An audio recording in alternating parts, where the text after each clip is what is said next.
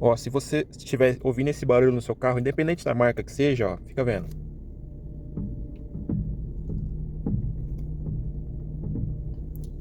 Esse tum-tum-tum, parece uma corda de violão.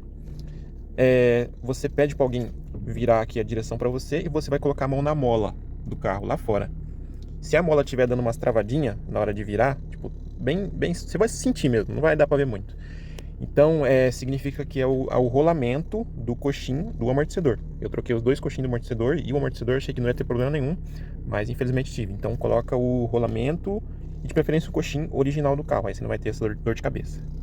Outra coisa, não vai interferir em nada no uso no dia a dia, é só barulho mesmo. Então, fica tranquilo que dá pra deixar um tempo aí. No meu caso, eu tô rodando há 6 meses já com esse barulho, deu uma pequena aumentada, né? Antes estava mais suave, mas dá pra levar de boa. Então, só confirma aí se é isso mesmo e pau no gato. Eu levei no mecânico, ele viu a caixa de direção vazando, já condenou tudo.